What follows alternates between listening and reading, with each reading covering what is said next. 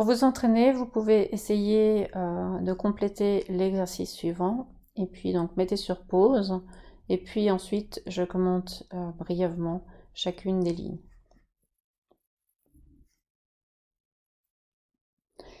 Alors pour la première ligne, le CaCl2, on voit qu'il y a deux chlorures et vu qu'il s'agit d'un ion simple, eh bien nous allons devoir les séparer. Nous savons que le chlore est dans la colonne 7 et que donc il possède la charge moins. Concernant le calcium, il n'y en a qu'un, il est dans la colonne 2, donc il possédera la charge de plus.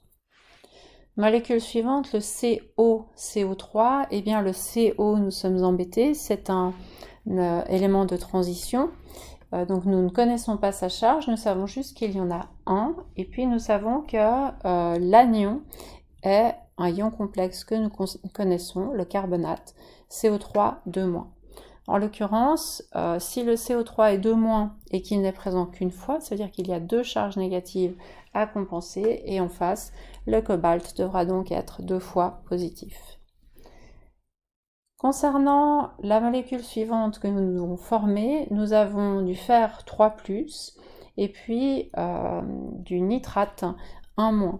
Et nous devons commencer à raisonner sur la charge pour avoir quelque chose d'équilibré au niveau des charges.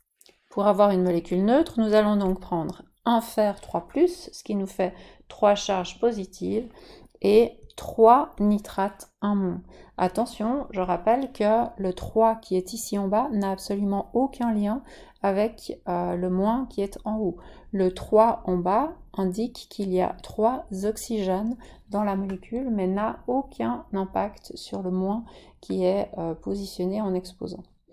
Du coup, pour écrire la formule brute du composé, eh bien, nous avons un fer, je vous rappelle qu'il n'y a pas besoin d'écrire le chiffre 1, et nous avons 3 nitrates, le nitrate étant un ion complexe, eh bien, nous sommes obligés de le mettre entre parenthèses pour indiquer qu'il y en a 3.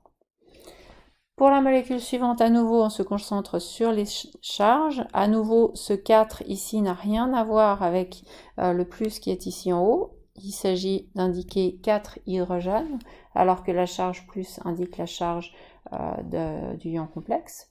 Et puis, nous avons en face, eh bien, 2- pour le sulfure. Pour pouvoir équilibrer ces charges, eh bien, nous allons prendre 2 ammonium, parce que 2 fois 1+, ça fait 2+, et ça compensera la charge du sulfure qu'on ne prendra qu'une fois.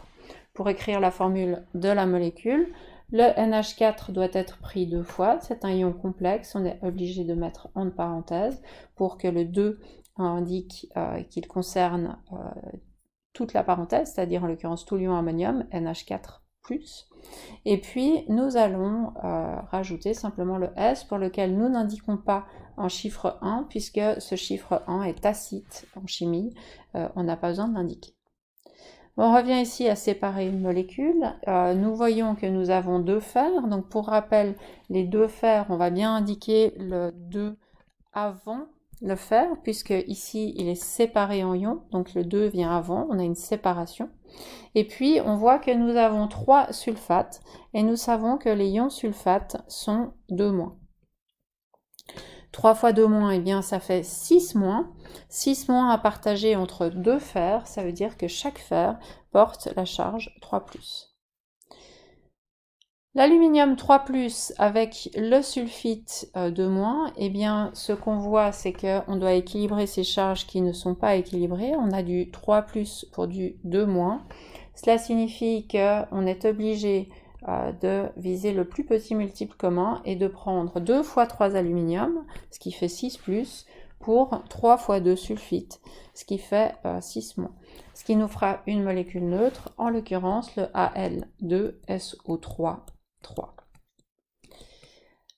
Dernier cas, on vous propose une molécule qui contient un ion aluminium. Alors, tout ce que vous savez, c'est qu'il n'y a qu'un ion aluminium, et puis à côté, vous pouvez mettre plusieurs choses. Vous pourriez mettre 3 nitrites, c'est une première possibilité.